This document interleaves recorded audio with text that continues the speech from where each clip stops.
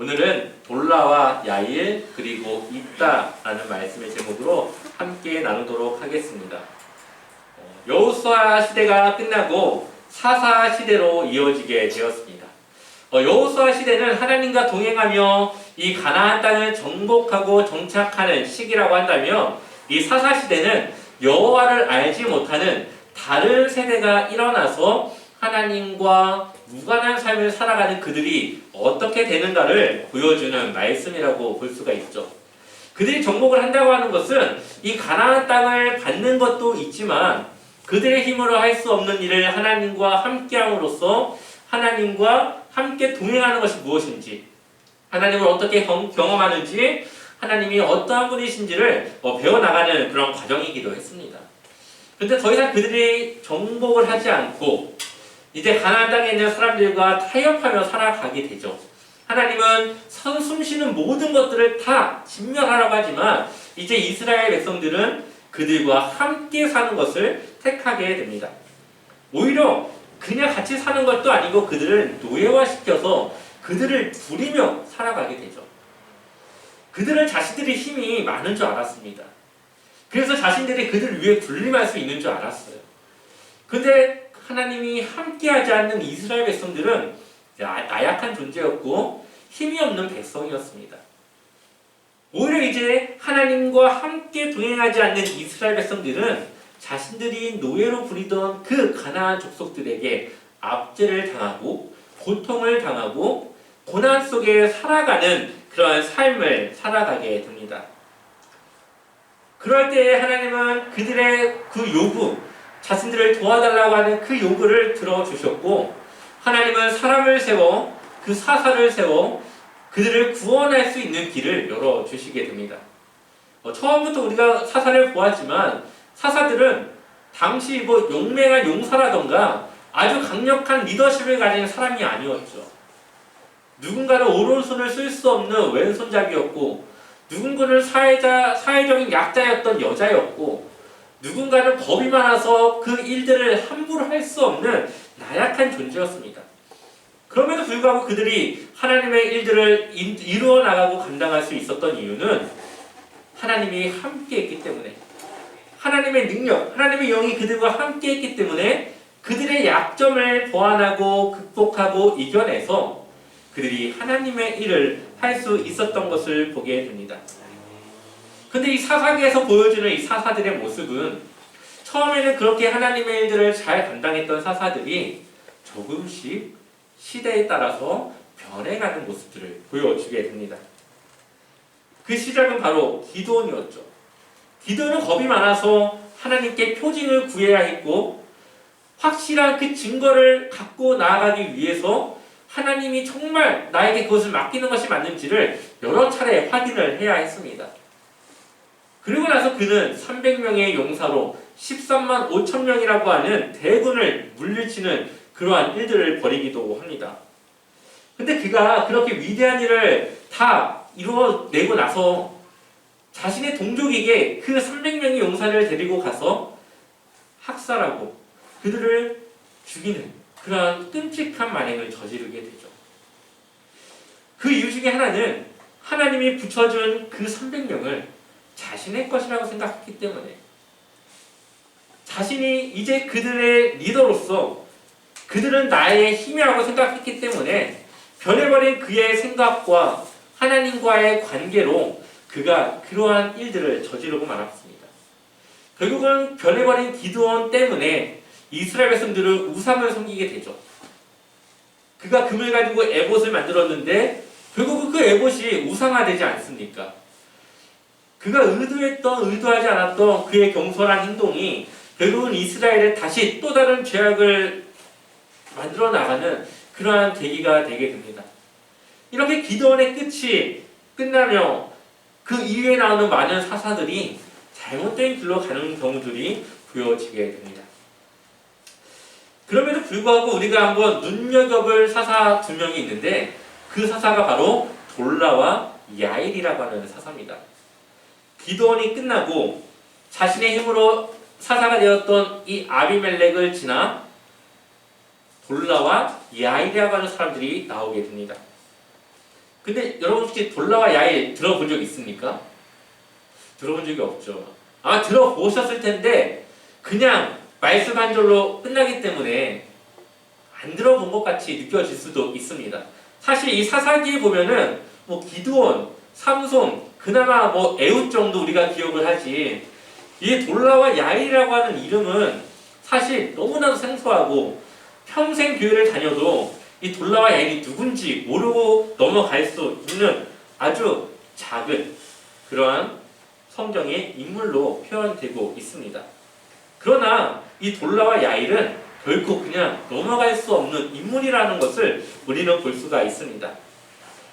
10장을 보게 되면은 돌라와 야일은 5장에 걸쳐서 두 사람이 소개되고 있어요. 기드온은 성경에 여러 장을 거쳤고, 또 우리가 또 이따가 볼 입다도 한 장, 2장에 걸쳐서 이 입다에 대한 이야기를 소개하고 있는데, 이 돌라와 야일은 달랑 5절. 그나마도 야일은 3절, 돌라는 2절로 그의 사사의 인생이 끝이 납니다. 그럼에도 불구하고 그들은 우리가 한번 봐야 할 그러한 부분이 있는 것이죠. 먼저 돌라라고 하는 사람을 보게 되면은 이 돌라라고 하는 이름의 뜻은 지렁이라고 하는 뜻을 가지고 있어요. 지렁이는 어떤 존재죠? 나약한 존재죠. 사람이 지렁이를 밟으면 꿈틀거릴 수는 있겠지만 반항하거나 저항할 수는 없습니다. 힘이 없기 때문에. 이와 같이 이 돌라라고 하는 사람은 나약하고 연약한 사람이었지만 그는 사사였다. 여기에 우리에게 메시지를 주고 있는 것이죠. 또한 그는 그러한 지렁이라고 하는 의미를 가진 이름과 같이 겸손했다. 사사는 나약하지만 나약하지 않은 사람입니다. 하나님의 영이 함께하기 때문에 결코 만만히 볼 수 없는 사람이지만 그는 자신의 이름 지렁이와 같이 그는 겸손한 사람이었음을 성경은 우리에게 보여주고 있습니다. 특히 이 돌라를 소개할 때에 그냥 돌라라고 하는 이름은 나오지 않아요. 그의 할아버지가 누군지, 그의 아버지가 누군지, 그리고 돌라라고 하는 이름이 나오게 됩니다. 그것은 그 가정이 믿음의 가정이었다는 걸 보여줘요. 사사시대는 어떤 시대입니까? 믿음이 흘러가지 않는 시대죠. 믿음이 전수되지 않는 시대였지만 이 돌라라고 하는 이 가정은 할아버지, 아버지, 그리고 이 아들까지 이 믿음의 대를 이어온 아주 영향력 있는 하나님의 가문이라고 하는 것을 우리에게 보여주고 있는 것이죠. 그렇다면 이 돌라가 어떠한 일을 했는지 우리 한번 읽어볼까요? 한번 사사기 10장 1절과 2절을 한번 읽어보겠습니다. 10장 1절과 2절 함께 읽겠습니다. 아말렉의 뒤를 이어서 이사갈 사람 도도의 손자 부하의 아들 돌라가 일어나서 이스라엘을 구원하니라. 그가 에브라임 산지의 상일에 거주하면서 이스라엘의 사사가 된 지 23년 만에 죽음에 3일에 장사되었더라. 아멘. 그가 누구를 이어서 사사가 됩니까? 아비멜렉. 아비멜렉은 폭군이었죠.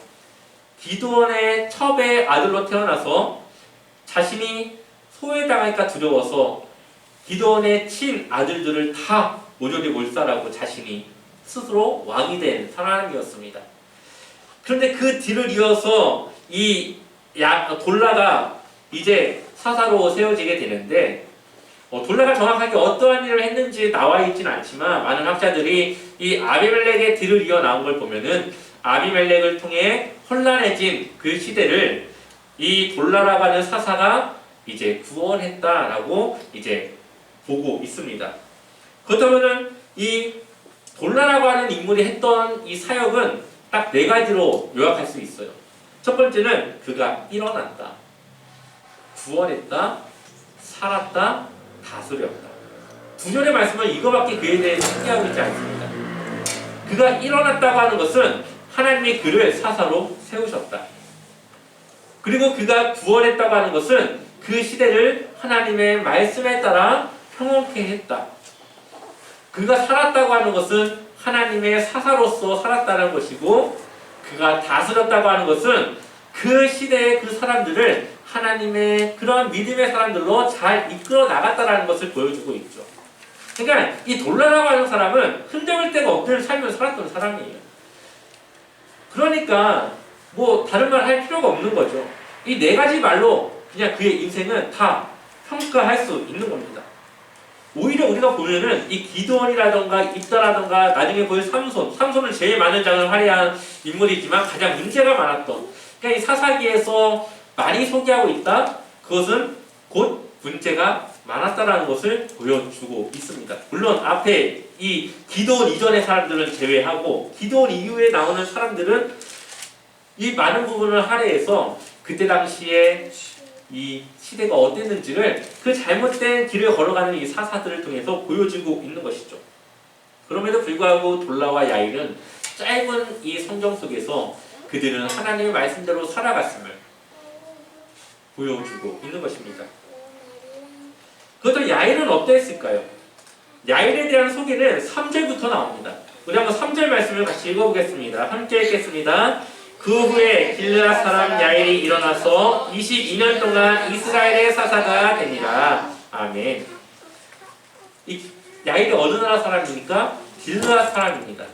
근데 이 야일을 이어서 나온 입다라고 하는 사람도 길르앗 사람이에요. 그러니까 이 길르앗 사람 출신 야일과 입다를 붙여놓음으로써 이 두 사람을 비교하고 있다고 볼 수가 있습니다. 이 야일이라고 하는 사람의 이름의 뜻은 하나님의 빛을 발하라 라고 하는 뜻을 가지고 있어요. 그의 이름대로 그는 하나님의 빛을 발하는 삶을 살았고, 그는 평온한 시대의 사사의 길을 물려받아서 평온한 시대를 유지했던 사람이에요. 그러니까 믿음의 대를 이어서 믿음의 대를 유지한 사람이라고 볼 수가 있는 것이죠. 그래서 이 야일은 특이하게도 구원했다라는 말이 없어요. 특별히 뭔가 구원해야 될 필요가 없는 시대였기 때문에. 하지만 그 하나님과 동행하는 평온한 시대를 이어나가는 그 리더의 역할을 했던 사람이라고 우리가 볼 수가 있는 것이죠. 그런데 이후에 나오는 이 입다는 약간 이제 암몬 자손과 블레셋 자손 이 두 자손의 압제 속에 있었던 시대였는데, 이제 그러한 시대에 이제 사사로 세워지게 되는데 조금 그 세워지는 과정이 좀 다른 것을 볼 수가 있습니다. 이제 그러한 것들을 통해서 이제 이 야일과 이 입다를 비교하면서 이제 보여주고 있는 것이죠. 우리가 돌라와 야일에 대해서 사실 잘 알지 못했지만 이러한 삶을 살았고, 정말 우리가 입다나 기드온이나 삼손보다도 오히려 이러한 돌라와 야일에 더 집중해야 되지 않겠습니까? 그럼에도 불구하고 우리가 이 성경에서 많은 부분을 할애하고 있지 않기 때문에 우리가 중요하게 다루지 않고 넘어가는 경우들이 있었습니다. 이와 같이 많은 성도님들의 그런 마음과 그런 신앙생활 가운데 좀 드러내길 원하는 사람들이 있습니다. 물론 드러내는 것이 나쁘다는 건 아니에요. 하지만 그것이 사람을 향한다면 그것은 잘못된 신앙생활이라고 볼 수가 있겠죠. 오히려 또 교회에서 조용하거나 많은 일들을 감당하지 않거나 하는 사람은 믿음이 약한 사람으로 보여지기가 쉽습니다. 뭔가 믿음적으로 약하고 소외되고 신앙생활을 그렇게 중요하게 생각하지 않는 것처럼 보일 수도 있지만, 오히려 그러한 사람들의 마음이 오히려 하나님께 그 중심을 드리고 자신은 나름 할 수 있는 최선을 다해서 하나님을 섬기고 있는 경우들을 볼 수가 있죠.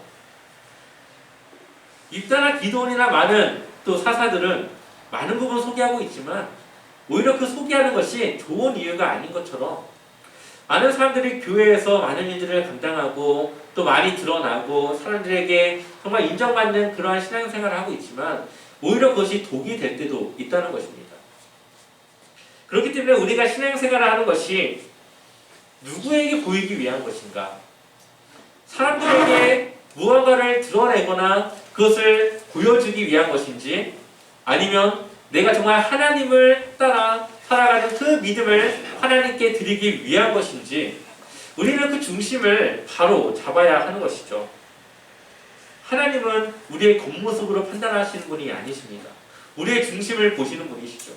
그래서 다윗은 그의 형제들보다 뛰어난 것이 없고 내세울 것도 없고 한낱 이 목동에 불과했던 삶을 살아가는 그였지만 그의 중심 자체는 하나님께서 좋게 보셨기 때문에 그가 그 뛰어난 형제들 중에서 왕이 되지 않습니다. 바로 우리의 신앙생활은 거기에 있는 것이죠. 그렇기 때문에 이 돌라와 야일 그리고 입다를 우리가 비교해서 보는 것은 아주 중요한 작업 중에 하나라고 볼 수가 있는 것이죠. 그렇다면 입다는 어떠한 사람이었는지 한번 이 입다를 왜 이렇게 소개를 하고 있는지 우리 함께 보도록 하겠습니다. 그런데 입다가 활동했던 시대를 먼저 한번 보도록 할 텐데요. 사사기 10장 6절을 같이 읽어보겠습니다. 함께 읽겠습니다. 이스라엘 자손이 다시 여호와의 목전에 악을 행하여 바알들과 아스다롯과 아람의 신들과 시돈의 신들과 모압의 신들과 암몬 자손의 신들과 블레셋 사람들의 신들을 섬기고 여호와를 버리고 그를 섬기지 아니하므로. 아멘. 이스라엘 백성들이 또 어떻게 됐죠? 여호와의 목전에 악을 행했다. 악을 행했다고 하는 것은 여호와를 버리고 다른 신들을 섬겼다. 근데 그 전에 신들을 보게 되면은 뭐 바알이라던가 뭐 아세라, 아스다로 뭐 한 개 아니면 두 개 이러한 신들이 있었는데 오늘은 세보시면은 7개의 신들이 있습니다. 얼마나 이들이 죄를 가득 채워서 지금 하나님이 참지 못할 때까지 지금 죄를 짓고 있다는 것을 우리는 볼 수가 있어요. 그리고 하나님은 그들 향한 이 진노를 거두지 않으셨고 결국 이 암몬이라고 하는 이 자손들과 블레셋이라고 하는 이 두 민족을 통해서 이 길르앗을 이제 압제하기 시작합니다. 그러자 이들이 하나님께 또 부르짖습니다. 근데 여기서 또 특별한 것은 회개를 해요. 다른 경우는 하나님을 찾기만 하는데 이번에는 자신들이 무엇을 잘못했는지를 회개하며 하나님께 도움을 구합니다. 근데 하나님이 뭐라고 말씀하시는지 아십니까? 13절 한번 우리 읽어볼까요? 13절 함께 읽어보겠습니다. 너희가 나를 버리고 다른 신들을 섬기니 그러므로 내가 다시는 너희를 구원하지 아니하리라. 아멘. 그동안 회개하고 하나님을 찾으면 하나님이 도우셨고 그들과 함께했지만 하나님의 이 진노가 얼마나 많이 차셨는지 더 이상 그들을 돕지 않겠다.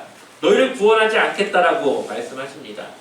이러는 사이에 이 입다가 길르앗의 장로들에 의해서 이제 지도자로 선정이 됩니다. 그럼 입다라는 사람은 어떤 사람일까요? 입다는 좀 불쌍한 사람이고 불행한 사람이고 아주 험악한 삶을 살았던 사람이었습니다.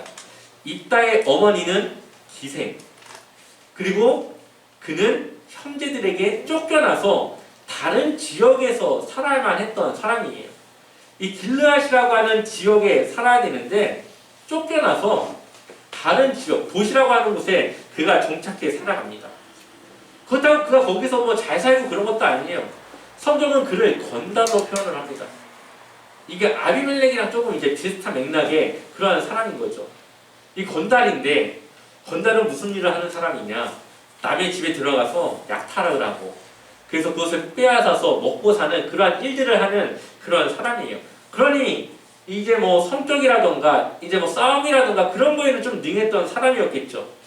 그걸 알았던 이 길르앗의 장로들이 결국 이 암몬 자손에서 자신들을 구원해 내줄 사람을 선택하는데 그 사람이 바로 이 입다라는 사람이었어요.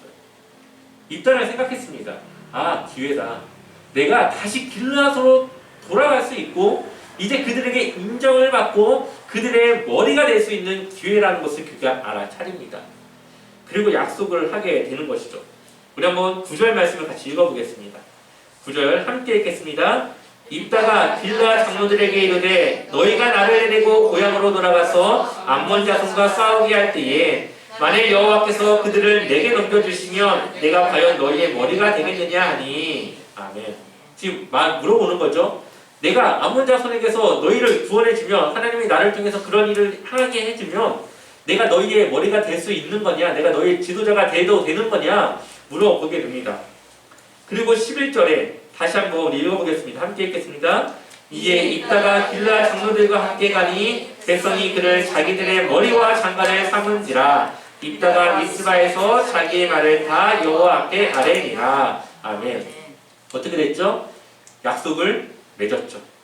이제 너가 우리의 지도자고 너가 우리를 구원해줘야 돼 라는 약속이 체결이 된 거예요. 그리고 입다는 그것을 여호와 앞에 다시 한번 증명하듯이 이야기를 합니다. 이런 걸 보게 되면은 이 입다는 하나님을 몰랐던 사람은 아니었던 걸로 보여요. 그러니까 하나님에 대해서 알았고 나름 하나님에 대한 믿음과 신앙을 가지고 있던 사람이에요. 그렇기 때문에 이 9절에서도 만일 여호와께서 그를 내게 넘겨주시면, 그러니까 하나님의 힘이 나와 함께해서 내가 그들을 이겨내면이라고 말하고 있죠.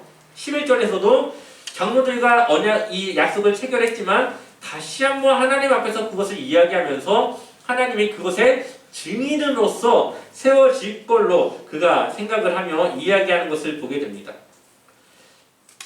여기까지만 보면은 뭔가 있다가 하나님에 대해서 참 신앙이 좋은 걸로 보여지지만 그 이후에 나오는 입다의 행동들을 보게 되면은 그는 하나님을 잘 몰랐던 사람이에요. 하나님을 믿긴 믿었지만 잘 제대로 하나님이 원하시는 그런 기쁨의 신앙을 못했던 사람으로 보입니다. 사사기 17장 6절을 보게 되면은 그때는 이스라엘의 왕이 없으므로 각기 자기 소견에 옳은 대로 행하였더라 라고 말하고 있죠. 이것이 사사시대를 대변해주는 한 줄의 핵심 구절인데 여기에서 이 입다도 벗어나지 않습니다. 왜냐? 입다가 했던 이 서원, 우리가 모두 다 잘 익히 알고 있는 이 서원이 바로 그것을 증명해주고 있죠. 결국 입다는 암몬과의 이 싸움에서 승리합니다. 근데 이 입다와의 그 싸움에서 승리하기 이전에, 먼저 싸우기 이전에 자신이 결국은 여기서 이겨야 그들의 리더도 되고 길르앗도 돌아가고 자신이 원하는 것을 얻을 수 있기 때문에 하나님께 그 힘을 구합니다. 그런데 그가 하나님께 서원을 하는데 무엇을 놓고 서원합니까?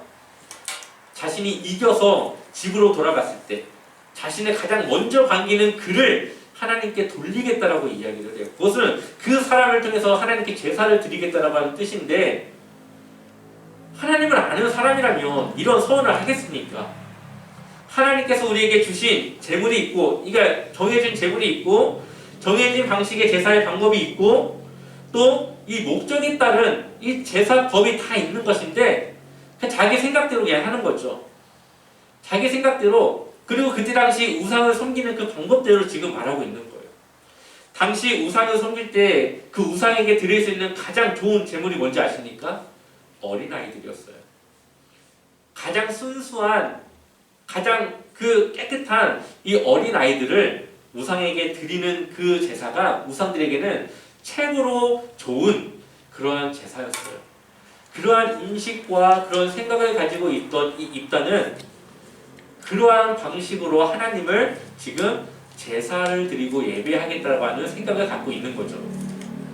비록 그것이 어린아이는 아닐지언정 그것이 종이 됐든 뭐 아내가 되었든 딸이 되었든 누구든지 자신을 반기는 무엇이든지 자신이 드리겠다라고 말하고 있습니다.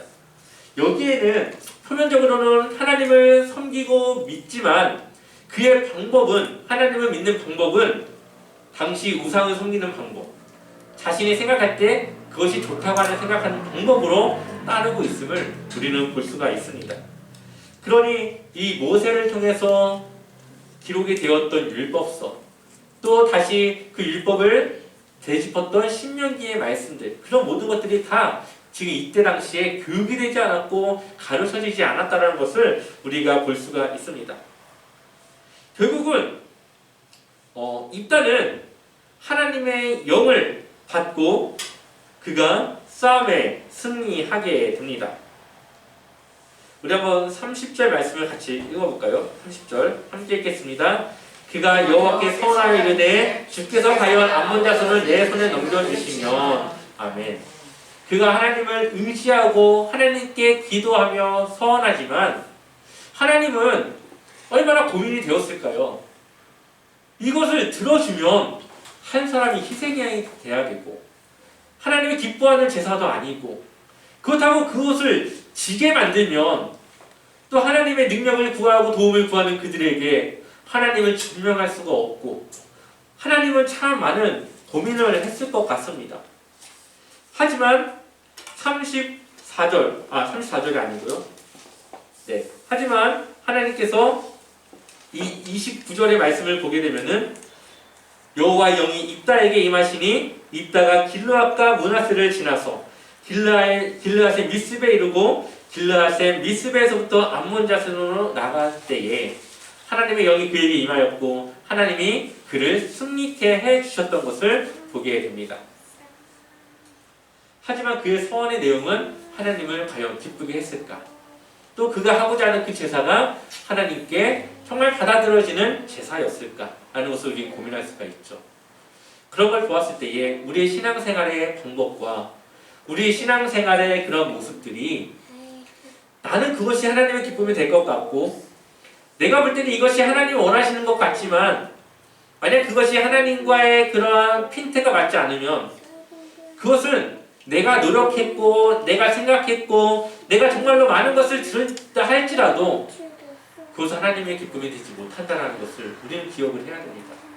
그래서 우리의 신앙생활은 내 생각이 아니라 하나님의 방법으로 해야 되고 그래서 우리가 하나님의 말씀을 알아야 되는 것이고 하나님이 우리에게 원하시는 것이 무엇인지를 기도해야 되고 하나님이 정말 내가 보여주기 원하는 그러한 신앙의 삶을 위해서 끊임없이 노력해 나아가야 되는 것이죠. 결국 어떠한 일이 일어납니까? 사사기 11장 34절을 보게 되면은 이따가 미스바에 있는 자기 집에 이를 때에 보라 그의 딸이 소굴을 잡고 춤추며 나와서 영접하니 이는 그의 무남동녀라. 아멘.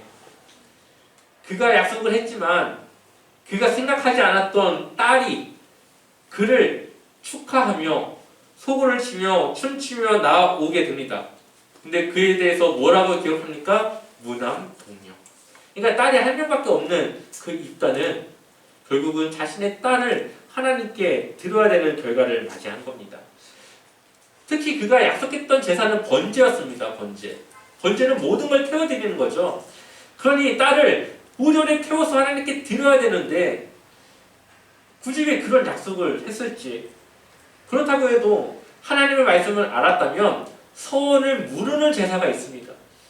그것을 통해서 그가 하나님께 그것을 물을 수가 있었을 텐데 그걸 몰랐던 이 입단은 결국 그대로 하나님께 드리게 됩니다.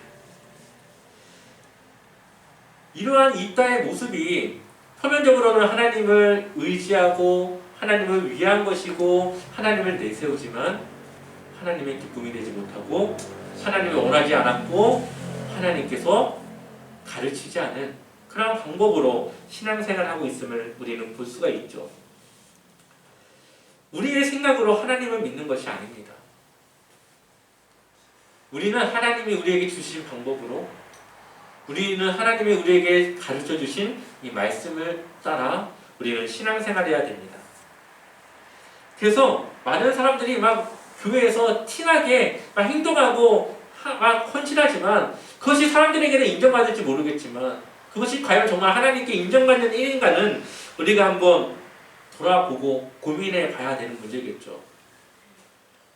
또한 오늘 우리가 보았던 돌라와 야일과 입다의 삶을 볼 때에 돌라와 야일은 뭐 당시에는 사사로서 유명했겠지만 우리에게는 그렇게 유명한 사람들은 아닙니다. 그러나 오히려 우리는 그들을 통해서 배워야 되고 그들이 왜 그렇게 드러나지 않는 말씀으로 기록되었는지를 한번 돌아볼 필요가 있는 것이죠. 결국은 많은 부분을 할애해서 소개된 입다는 안 좋은 신앙의 모델로서 기록이 된 거고 돌라와 야일은 비록 짧은 말씀이지만 그들은 하나님께 잘 순종하고 잘 살아갔던 그 삶을 짧은 표현으로 소개할 수 있었던 걸로 우리는 볼 수가 있습니다.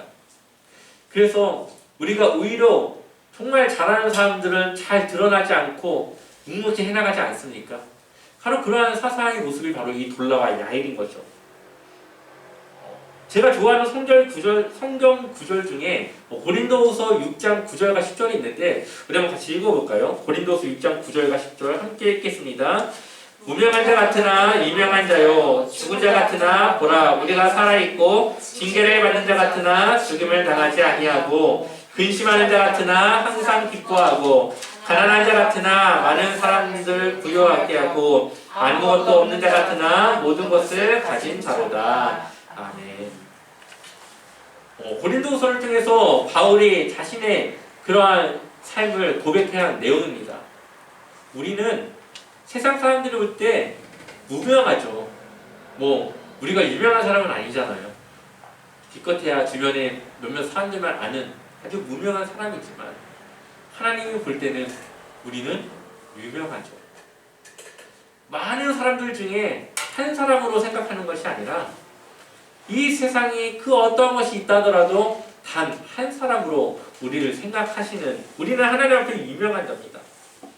우리는 죽은 자 같으나 그리스도의 생명을 가진 살아있는 자들이고, 또한 우리의 삶을 보면은 힘들고 어려운 그 고난의 삶 속에 징계를 받는 것 같지만 우리는 넘어지지 않는, 죽임을 당하지 않는, 우리는 그렇게 하나님의 말씀을 따라 살아가는 그러한 신앙을 보여주는 자들이고, 근심하는 자 같으나 늘 우리 안에 고민이 있고 근심이 있으나 우리는 그것을 이겨낼 힘이 있는 하나님을 의지함으로 기뻐하고 기쁨으로 살아가는 자들이고, 이 바울이 얼마나 누추했습니까?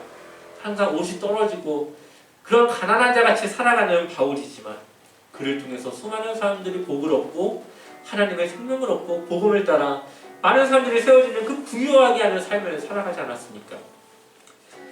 바울은 아무것도 없는 것 같은 그러한 모습으로 살아가지만 모든 것을 가진 하나님이 그와 함께함으로 그는 모든 것을 가진 자로 살아갑니다.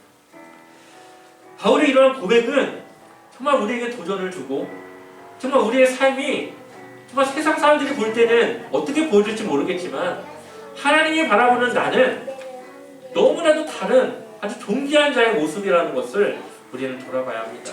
때로는 우리가 신앙생활하는 것이 미련하게 보일 수 있고 정말로 눈에 보이지 않는, 맨날 우리를 힘들게만 하는 그 하나님, 세상 사람들이 욕하는 그 하나님, 하지만 하나님이 바라보는 우리의 모습은 너무나도 다른, 정말 하나님의 그 사랑을 담아 살아가는 아주 존귀한 자라는 것을 우리는 기억해야 되겠죠. 그래서 하나님은 유명한 자를 찾는 것이 아니라 무명한 자를 찾아서 그 사람을 사용하십니다. 왜냐하면 그래야 하나님이 드러나기 때문이죠. 우리의 생각과 우리의 기준으로 하나님을 믿는 것이 아니라 하나님이 우리에게 주신 말씀을 따라 우리는 하나님을 믿고 믿어야 되고 예배해야 됩니다. 또한 우리가 오늘 말씀에서 보았듯이 하나님은 그분의 자녀를 결코 포기하지 않습니다. 내가 너희를 구원하지 않겠다, 함께하지 않겠다 말씀하셨지만 결국은 그들에게 이 사사 입다에게 하나님의 영을 부어서 그들을 구원케 하시지 않습니까? 비록 이 입다가 잘못된 서원을 들었지만 그럼에도 그들을 포기하지 않고 그들을 돕는 그 자리에 여전히 하나님이 함께 하십니다. 우리를 포기하지 않는 하나님에 대해서 우리가 기억하고 우리를 늘 사랑하시는 그 하나님에 대해서 우리가 늘 감사하며 우리가 살아가야 할 것입니다. 그래서 우리가 정말 하나님의 자녀로서 늘 사랑받는 존재, 존귀한 존재, 하나님 앞에서 유명한 자고 부유한 자고 우리가 그리스도의 생명을 가진 자라는 것을 늘 기억하며 살아가시길 소망합니다. 그래서 세상의 기준을 따라 하나님을 믿는 것이 아니라 하나님의 방법으로 또 하나님을 기쁘시게 하고 하나님께 그러한 삶을 축복받는 그러한 삶을 살아가시기를 주님의 이름으로 간절히 축원합니다.